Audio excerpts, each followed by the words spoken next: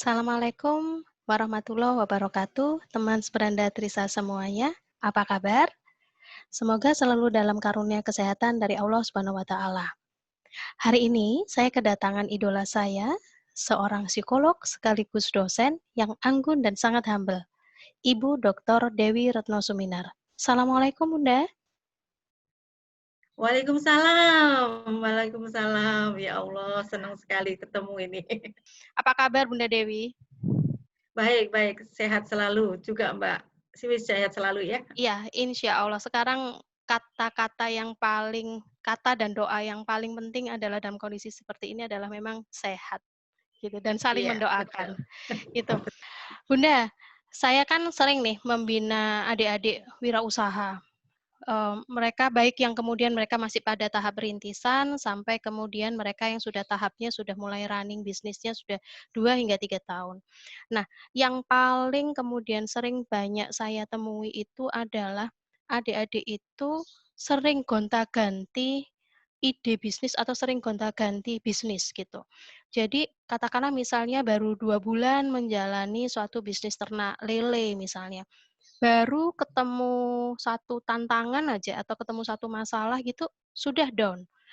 Nanti 3 bulan lagi gitu, saya nemu lagi gitu, bisnisnya lagi, itu udah jalan lagi, mereka udah beralih ke bisnis yang jauh berbeda, misalnya bisnis laundry sepatu.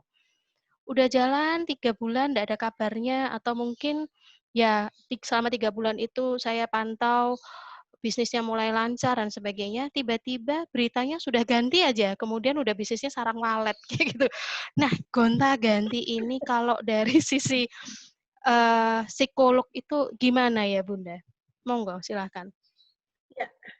Oke, kalau saya bisa sampaikan di sini, kita harus membedakan dulu ya. Ini kan generasi milenial. Ya, Generasi milenial itu adalah generasi dengan ciri-ciri tertentu, yaitu adalah mereka inginnya cepat kerja. Jadi dengan adanya bisnis ini hal yang bagus.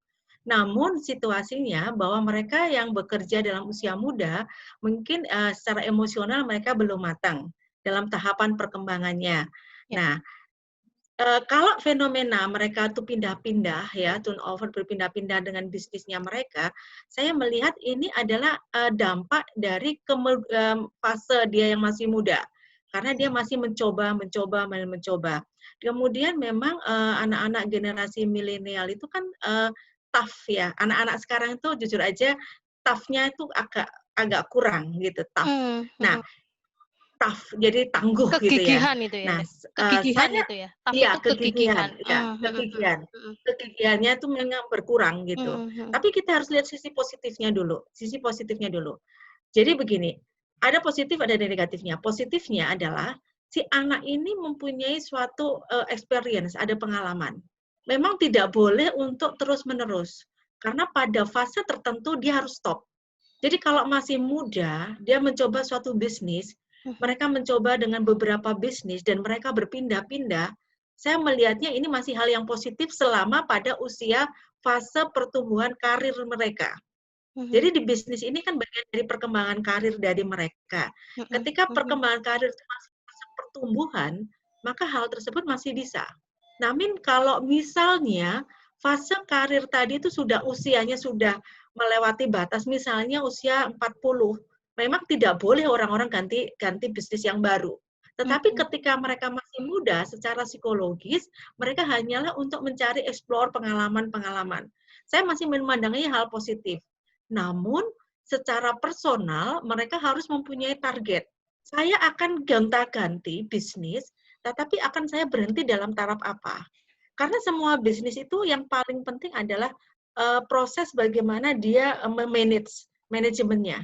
Manajemen bisnis itu dan product knowledge.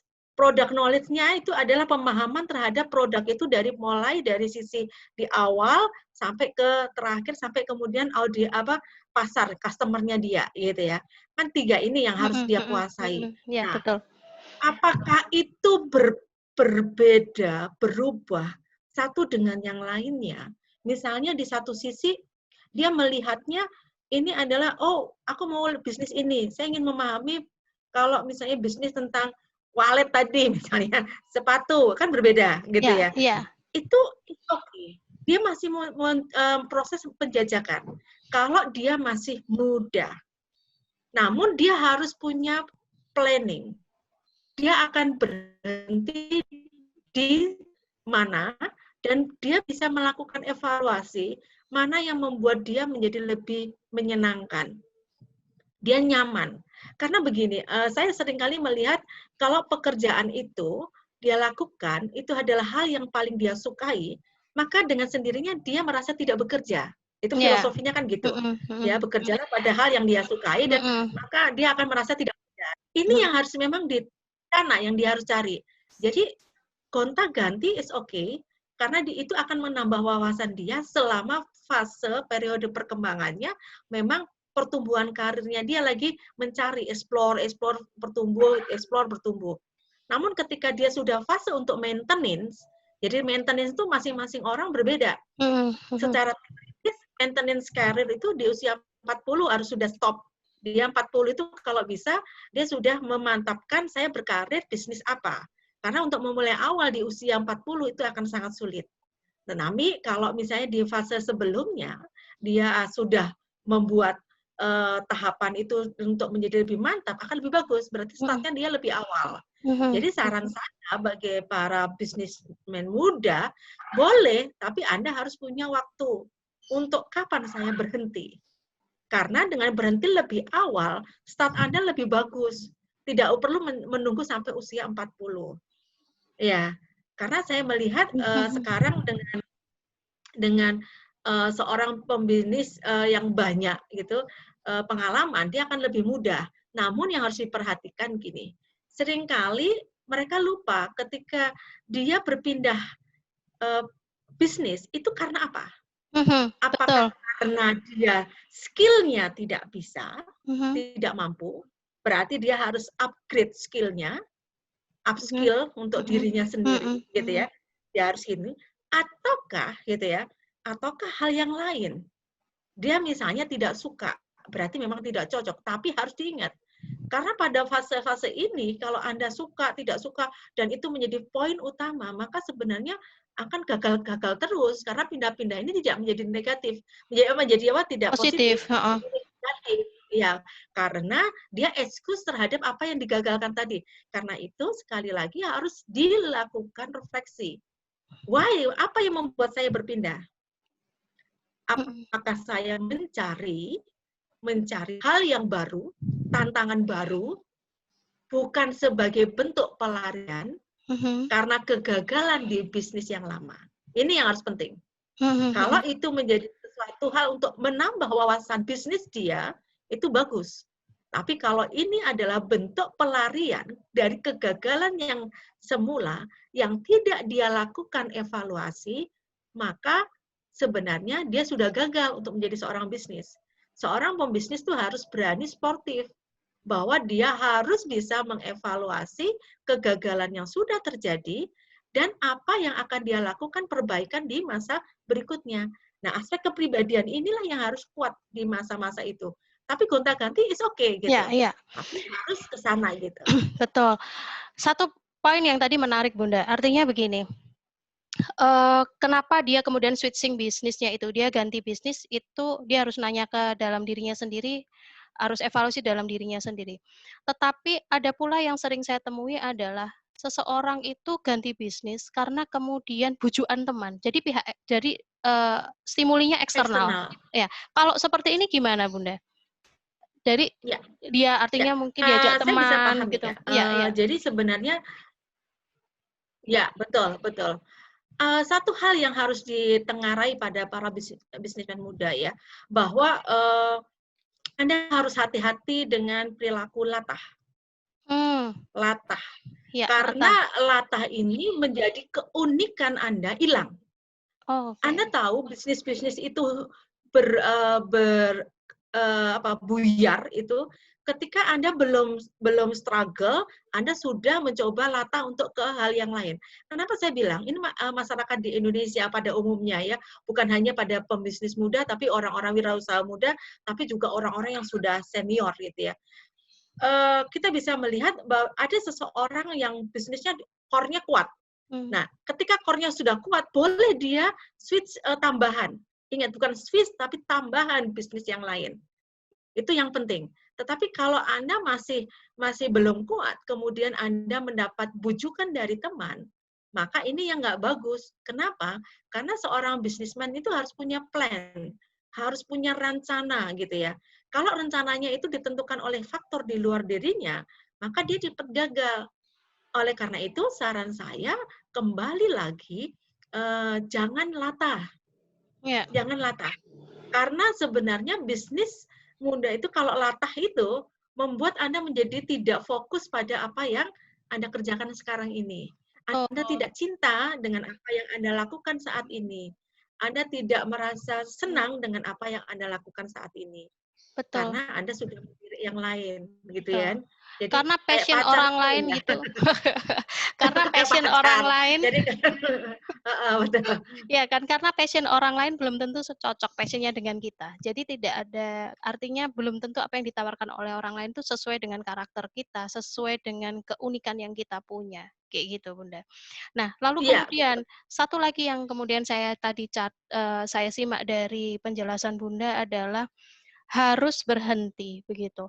Nah, harus berhenti ini kan kembali kepada kepribadian orang masing-masing, kepada juga mungkin pada kematangan orang masing-masing. Bisa nggak sih harus berhenti ini juga diingatkan oleh orang lain, Bunda?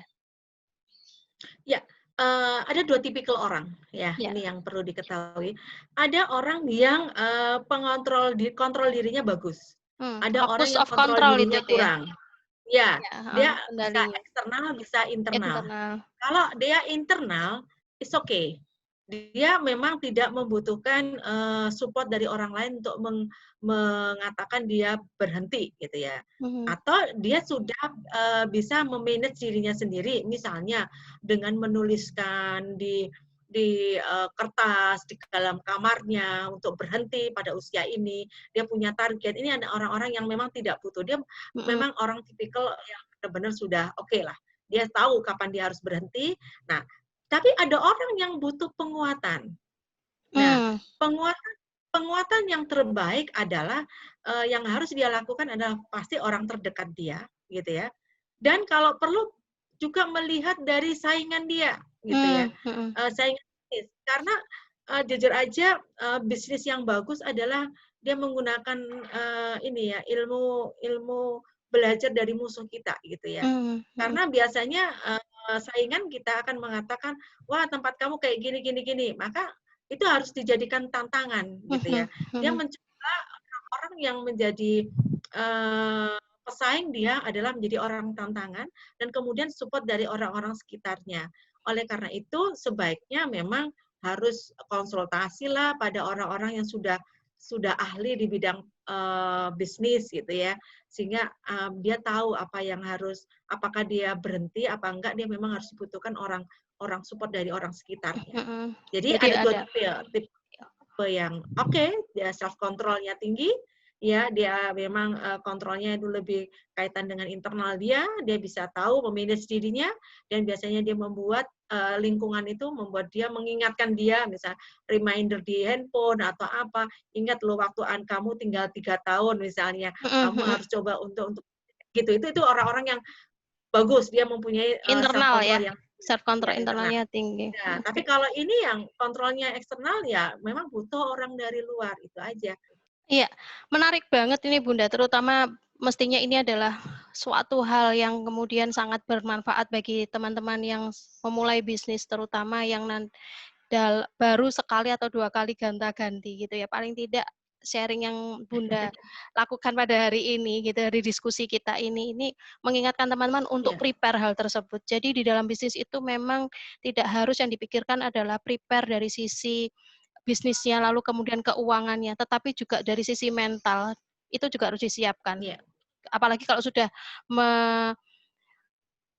menanamkan pada dirinya bahwa saya akan menjadi seorang pengusaha. Baik Bunda, sebelum saya nutup, saya akan memberikan suatu poin-poin penting dari topik kita hari ini tentang gonta-ganti bisnis is okay kah? Kayak gitu. Saya menangkap bahwa oke aja gonta-ganti bisnis karena toh juga ada manfaatnya, di antaranya adalah untuk pembelajaran kita jadi semakin tahu tentang beragam macam bisnis, seluk-beluk bisnis kayak gitu. Lalu kemudian tetapi harus diingat pada satu fase-fase tertentu kita harus berhenti, terutama fasenya ini terkait dengan kematangan seseorang atau usia seseorang kayak gitu. Harus berhenti Ya. karena gonta-ganti bisnis pada fase tertentu itu akan membahayakan. Begitu.